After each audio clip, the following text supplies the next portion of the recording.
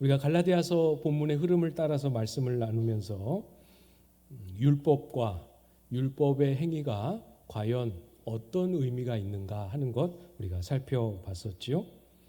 율법의 행위로는 절대로 의롭다함을 얻을 수 없다. 그러나 율법의 행위로 의롭다함을 얻지 못한다고 해서 율법 자체가 잘못되었거나 율법이 필요 없다, 그렇지도 않다 하는 것을 우리가 함께 확인했습니다. 율법 아래에 있는 것,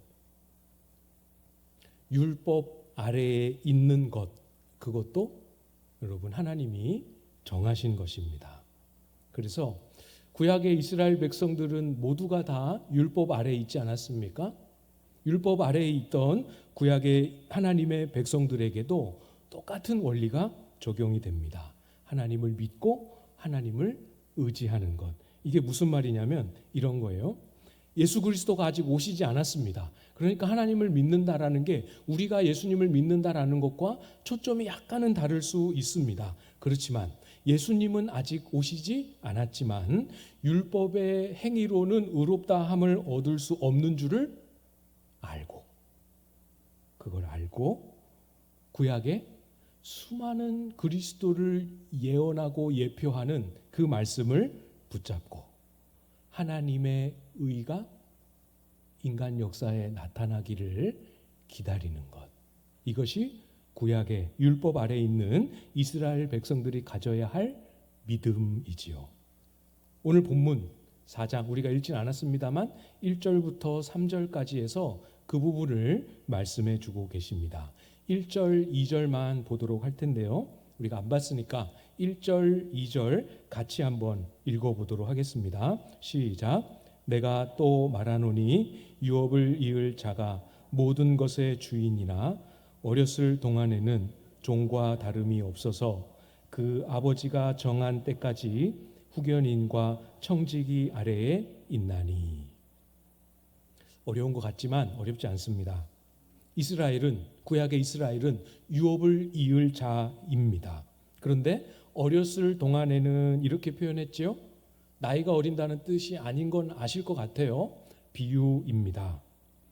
무슨 뜻입니까? 예수 그리스도께서 오시기 전까지는, 그런 뜻입니다. 예수 그리스도께서 오시기 전까지는 율법 아래에 있기 때문에 종과 같은 형상입니다. 종과 다름이 없었습니다. 율법 아래에 있어야 합니다. 예수님이 오시기 전에 구약의 시대를 살던 이스라엘 백성들이 율법 아래에 있어야만 했던 이유를 여러분 정리하실 수 있으시겠죠? 있으십니까? 있으실 거라고 생각하고 원고는 그렇게 제가 있으시겠지요? 이렇게 했는데 아닌 것 같아요. 율법의 행위가 우리를 의롭게 해줄 수 있어서 율법 아래에 두신 것이 아닙니다. 다시 말씀드립니다. 율법의 행위로 의롭다함을 얻을 수 있어서 우리를 율법 아래에 두신 것이 아닙니다. 율법 아래에 두신 이유는 우리가 율법으로 의롭다함을 얻을 수 없음을 알게 하기 위하여 두신 거죠. 그것을 우리가 지난 시간에 봤어요. 3장 22절에서 봤지요. 그러나 성경이 모든 것을 죄 아래 가두었으니 이는 예수 그리스도를 믿음으로 말미암는 약속을 믿는 자들에게 주려 함이라.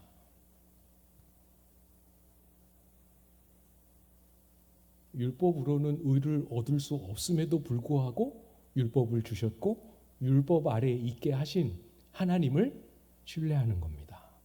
그리고 하나님이 약속하시고 예비하신 그 때를, 메시아의 오심을 기다리고 신뢰하고 기다리는 것이지요. 그게 구약의 믿음입니다. 오늘날의 우리의 믿음과 같아요. 그래서 구약을 살았던 이스라엘의 경건하고 신실한 하나님의 백성들은 율법을 지키려고 애를 쓰지만 율법의 행위로 온전할 수 없는 자신을 알았습니다. 율법의 행위를 다 지켜낼 수 없는 자신을 인정했습니다. 누가 떠오르십니까? 안 떠오르시는군요. 저만 보이시는군요. 우리가 다윗을 생각해 볼 수 있겠죠? 다윗은 그 시편에 자신의 허물을 고백하고 하나님을 의지하는 고백들을 많이 남겨놓았습니다. 그 중에서 시편 19편 12절 말씀을 보시면 자기 허물을 능히 깨달을 자 누구리요? 나를 숨은 허물에서 벗어나게 하소서. 하나님의 말씀을 따라 순종하고 그 말씀의 책망을 받아 돌이키기도 하면서 말씀을 따라 살았습니다. 말씀을 따라 열심히 살아가는 과정 중에도 문득 깨닫는 것이 무엇이라는 거예요? 내 속에 숨겨진 허물이 있구나 하는 것을 깨닫습니다. 야, 도대체 이것을 깨달을 수 있는 사람이 누구겠는가? 나를 이 숨은 허물, 미처 깨닫지 못하는 허물에서 벗어나게 해 주옵소서 기도하고 있는 것이죠. 구약이든 신약이든 진실로 하나님의 말씀을 따라 하나님을 믿고 하나님을 의지하는 사람이라면 율법의 행위로 자신을 의롭다 할 수 없다는 것을 압니다. 성경이 우리 모든 인생을 죄 아래 가둘 때, 그때 내가 말씀 앞에서 죄인으로 드러나고 발견될 때, 그때 인정하고 받아들입니다. 그리고 그 앞에 엎드리는 거죠. 그렇게 하나님의 의를 신뢰하고 하나님의 의가 오기를 기다리고 하나님을 바라보았던 사람들은 예수님이 오셨을 때 알아봤습니다. 예수님이 오셨을 때 이분이 그분인 것을 깨달을 수 있었어요. 대표적인 인물이 누가복음 2장 25절에 등장하는 시므온이라는 사람입니다. 누가복음 2장 25절 말씀을 제가 읽어드릴게요. 예루살렘에 시므온이라 하는 사람이 있으니 이 사람은 의롭고 경건하여 이스라엘의 위로를 기다리는 자라. 성령이 그 위에 계시더라. 구약이었지만 아직 예수님을 못 만났지만 하나님 앞에 의롭고 경건하며 하나님을 신뢰하고 믿음으로 살던 사람이었습니다. 이스라엘의 위로를 기다리던 자라 이렇게 기록했지요. 어떤 위로겠습니까? 율법 아래 있음을 알고 율법의 행위로 온전케 되어질 수 없음을 알고 하나님 아버지께서 정하신 그때에 그리스도께서 오심으로 우리에게 이루어질 그 위로를 기다린 사람입니다. 그래서 시므온은 주님이 오실 때 주님을 보고 알아봤습니다. 메시아인 것을 알아봤습니다. 아기의 모습으로 예수님을 마주했지만 아기의 모습만으로도 이분이 그분이신 것을 알아볼 수 있었습니다. 그래서 본문에 보면 그 아기 예수를 품에 안고 하나님을 찬송하며 내가 이스라엘의 구원을 보았습니다. 이렇게 고백하고 찬송하지요. 아기의 모습만 보고도 이스라엘의 구원을 깨닫고 찬송합니다. 어떻게 그럴 수 있었습니까? 율법 아래에 놓여 율법에 우리를 죄로 가둘 때 인정하고 엎드린 것이죠. 그러나 구약의 똑같은 이스라엘 백성이어도 하나님을 의지하지 않고 율법의 행위로 내가 스스로 하나님께 나아갈 수 있다고 믿고 율법의 행위와 자기 노력을 의지했던 유대인들은 예수님이 오셨을 때에도 예수님을 깨닫지 못했습니다. 예수님을 믿을 수 없었습니다. 왜 그렇습니까?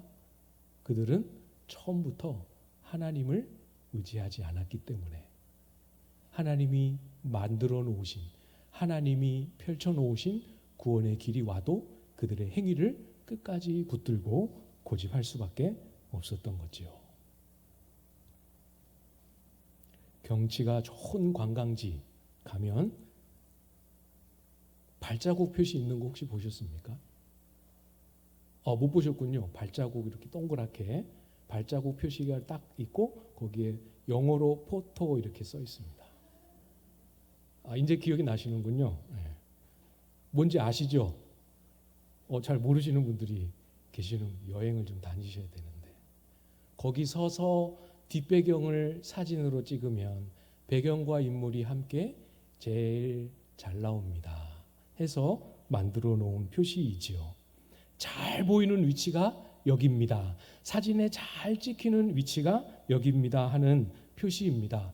왜 이 말씀을 드리냐면 똑같이 마찬가지로 예수 그리스도께서 성경이 가르쳐 주시고 계시하는 대로 그 예수 그리스도가 가장 잘 보이고 그 예수 그리스도가 가장 온전히 드러나며 그 예수 그리스도를 가장 가까이에서 제대로 발견할 수 있는 자리가 있다라는 뜻입니다. 예수가 가장 잘 보이는 위치가 있습니다. 그게 어딜까요? 아버지가 정한 때까지 후견인과 청지기 아래에 머물며 기다리는 자리이지요. 율법의 정죄가 나에게 찾아올 때, 성경이 나를 향하여 죄인이라 부르며 내 죄를 들춰낼 때, 그 앞에 더 적극적으로 나아가서 그렇습니다 주님, 제가 틀렸습니다. 저는 아닙니다. 저는 설 수 없습니다. 저는 죄인입니다. 저를 불쌍히 여겨 주옵소서. 그 자리가 예수 그리스도가 가장 잘 보이는 자리, 예수님을 가장 빨리 제대로 만날 수 있는 자리입니다. 이어서 오늘 본문으로 와서 4절 5절 말씀을 볼까요? 4절 5절 말씀을 여러분이 한번 읽어주시겠습니다. 5절까지 시작.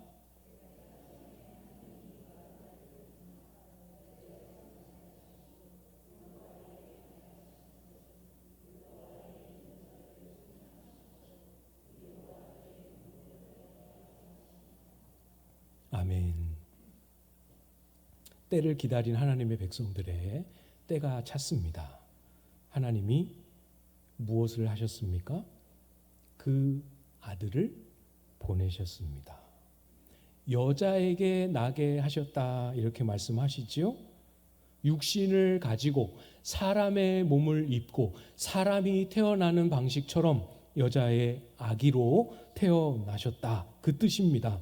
여자에게 나셔야 했던 가장 중요한 이유가 있습니다. 본문에 바로 뒤 이어서 말씀하고 있지요. 율법 아래에 나게 하시기 위함이지요. 잘 보십시오 여러분. 이것이 바로 하나님의 방법입니다. 이게 복음입니다. 하나님의 백성들에게, 사랑하는 당신의 자녀들에게 율법을 주신 이유, 율법으로 의롭다함을 얻을 수 없음에도 불구하고 율법을 주신 이유가 바로 여기에 있습니다. 율법을 열심히 지켜서 그 힘과 능력으로 스스로 하나님 앞에 올라오라고 주신 게 아니었어요. 처음부터. 그렇죠? 그러나 유대인들은 율법을 지킴으로 스스로의 노력과 의로 하나님께 올라갈 수 있다고 믿었습니다. 틀렸습니다. 그건 하나님이 정하신 방법이 아니었습니다.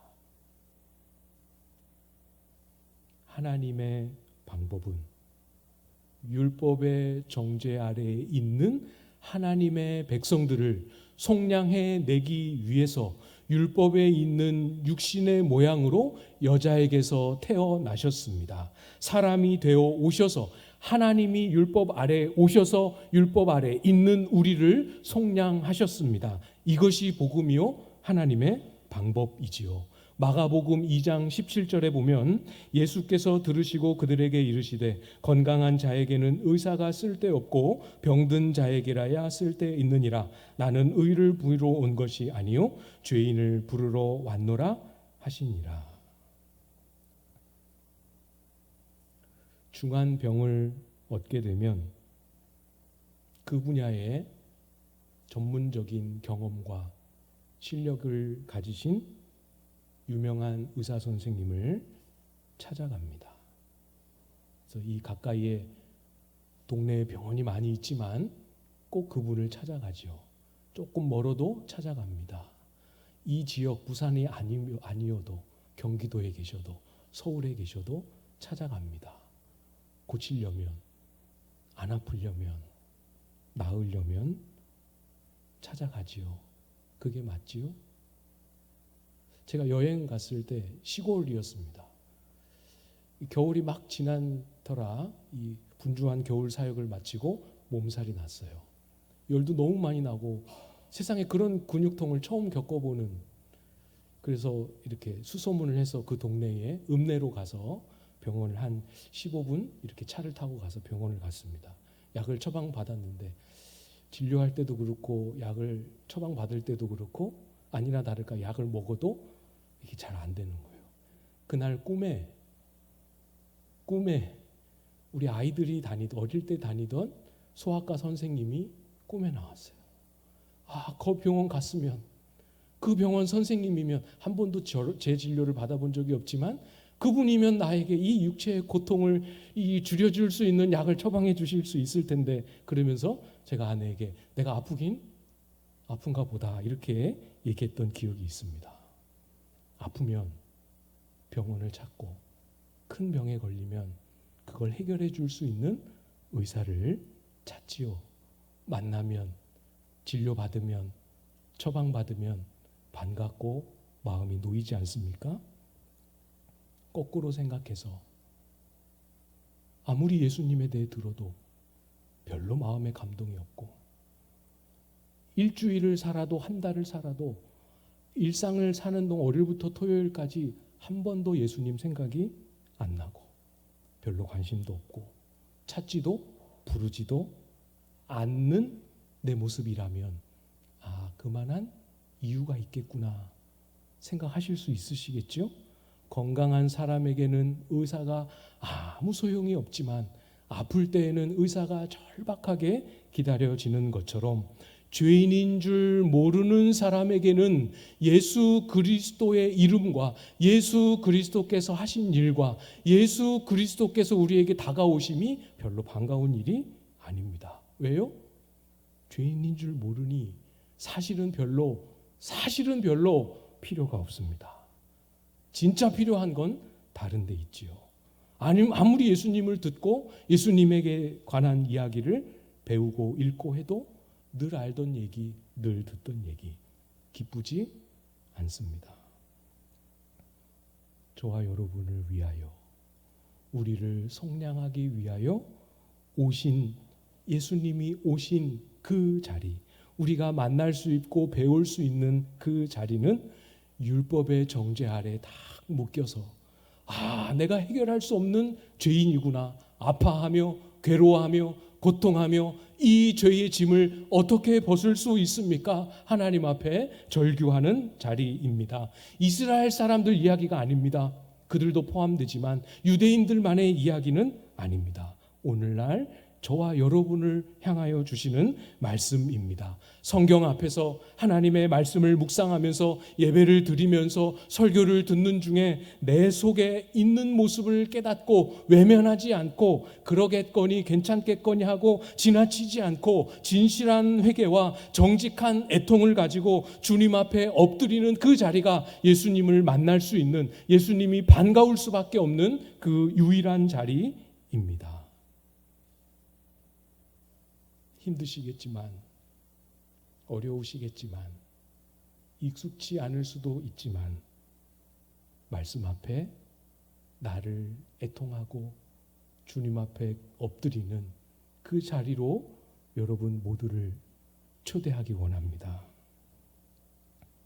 율법 아래 있을 때, 율법 아래 오셔서 율법 아래 있는 우리를 속량하실 때, 속량만 하시는 게 아니라, 꺼내놓기만 하시는 게 아니라 우리에게 놀라운 은혜를 주시지요. 어떤 은혜입니까? 우리가 방금 읽었던 5절 맨 마지막에 있지요. 어떤 은혜이죠? 아들의 명분을 얻게 하려 하십니다. 아들의 명분을 얻다, 이렇게 번역된 이 단어는 양자 삼다라는 의미로 사용되던 단어예요. 입양하다, 양자 삼다. 그러니까 원래 단어는 아들이라는 단어와 두다, 노타라는 이 두 헬라어 단어가 붙어서 합성어로 만든 합성어입니다. 입양하다, 양자 삼다. 그러니까 오늘 본문을 잘 보시면 아들이 아닌데 아들의 명분만 얻게 한다라는 뜻이 아니라는 거죠. 입양이지만 사실 입양이라는 단어 속에 원래 아들은 아니라는 의미가 담겨져 있지요. 그렇지만 입양을 했을 때는 호적에도 넣고 실제로 법적으로 우리의 자녀의 이름을 넣고 같이 삽니다. 그리고 진짜 아빠, 엄마라고 부릅니다. 그리고 다른 형제들과도 진짜 친형제 동생이 됩니다. 피 한 방울 안 섞였지요. 그렇기 때문에 문득문득 얼굴이 너무 달라서 이질감이 한 번씩 느껴질 수 있습니다. 그렇지만 자녀를 다 키워보셔서 아시죠? 그 정도의 이질감은 내 배로 낳은 자식도 얼마든지 경험할 수 있지 않습니까? 입양하신 분들을 간혹 만나면 하나같이 말씀하십니다. 이 아이는 내가 가슴으로 낳은 아이입니다. 기르고 양육하고 똑같이 실갱이 하면서 해산하는 것 못지않은 수고합니다. 그 수고 속에 하나 되고 그 수고 속에 사랑이 싹트지요. 왜 이 이야기를 길게 하시는 줄 아십니까? 입양을 해도 사람이 입양을 해도 그 입양한 자식은 친자식처럼 여기고 친자녀로 살게 됩니다. 하나님이 저와 여러분을 자녀 삼으실 때, 아들 삼으실 때 어떤 의미로 우리를 아들 삼으시는지 여러분 잘 이해하십시오. 진짜 아들 삼으십니다.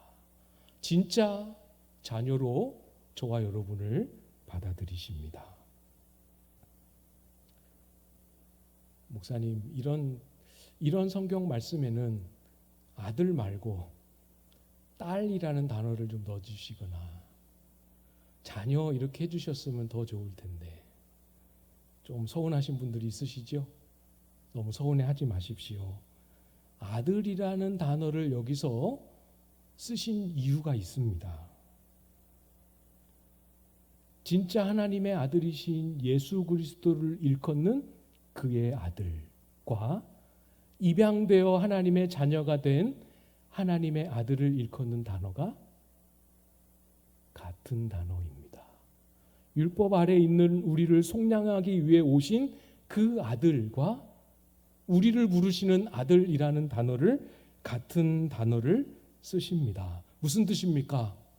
성자 하나님 예수 그리스도가 하나님과의 아버지와의 관계 안에서 누리는 자녀됨의 지위의 은혜의 권세의 똑같은 것을 우리에게 주신다 하는 의미이지요. 똑같은 사랑으로 저와 여러분을 받으십니다. 우리가 예수님이 아니잖아요. 우리가 예수님과 같을 수도 없지 않습니까? 그렇지만 하나님은 우리가 하나님 앞에 예수 그리스도의 속량을 경험하게 될 때 놀랍게도 우리 성부 하나님이 성자 예수님을 보시는 눈과 똑같은 눈으로 저와 여러분을 보십니다. 성자 예수님을 품으시는 똑같은 사랑으로 저와 여러분을 품으십니다. 그것이 아들의 명분을 얻는다라는 말에 담긴 의미이지요. 그렇게 우리를 보실 뿐만 아니라 우리가 하나님을 향하여 아버지라고 부를 때 예수께서 하나님을 아버지라 부르시는 것과 똑같은 크기로 우리의 목소리를 들으십니다. 이 정도면 그냥 진짜 아들이지요. 그렇죠? 6절입니다. 6절 말씀 우리 같이 읽어보도록 하겠습니다. 6절 시작. 너희가 아들이므로 하나님이 그 아들의 영을 우리 마음 가운데 보내사 아빠 아버지라 부르게 하셨느니라. 아멘. 기억하십시오. 우리가 그리스도 안에서 하나님의 자녀가 되는 건 진짜 하나님의 아들, 진짜 하나님의 딸이 되는 겁니다. 진짜 하나님의 가족이 되는 겁니다. 진짜 문자 그대로 하나님이 우리의 아버지 되십니다. 아니지만 그냥 쳐줄게 이거 아닙니다.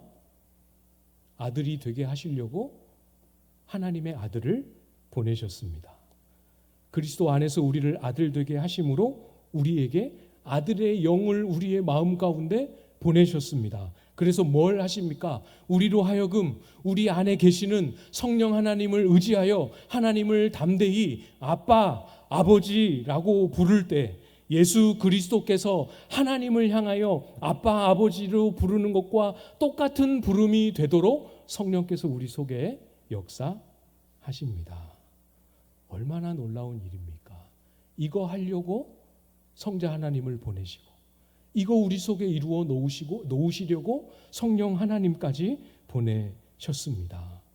부르게 하신 것, 아빠, 아버지라고 부르게 하신 것, 그게 다가 아니죠. 부르게 하셨으니까 그렇게 들으십니다. 우리가 그리스도로 옷 입었으니까 그리스도 같은 존귀함과 사랑함과 영광스러움으로 우리를 보시는 것처럼 그리스도로 옷 입었으니까 그리스도와 똑같은 아들됨의 지위와 아들됨의 신분과 아들됨의 영광으로 우리를 보시고 그 관계 안에 서게 하십니다. 우리가 오늘 오전 예배 때 말씀 나누면서 그리스도 안에 거하는 삶을, 그리스도와 동행하는 삶을 다짐하지 않았습니까? 아, 그렇게 해야 하는구나 하는 당위성을 마음에 딱 품고 그 의무감을 따라 순종하고 또 응답하는 것 너무 귀하지요? 잘 기억하시고 실천하시기를 부탁을 드립니다. 그런데 여러분 그게 다가 아니에요. 해보시면 압니다.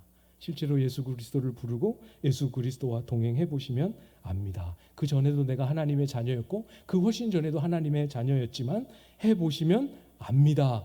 예수 그리스도 안에 거하면 거할수록, 예수 그리스도와 동행하면 할수록 하늘보다 더 높고 바다보다 더 깊은 그 놀라운 은혜가 우리 속에 품어지고 우리 속에 누려지고 경험되게 하신다는 것을 여러분이 맛보실 수 있습니다.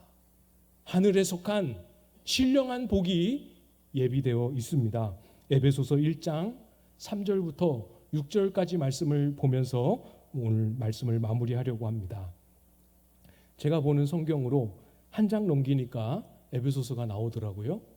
여러분이 보시는 성경도 비슷하리라 생각하고 가서 같이 보도록 하겠습니다.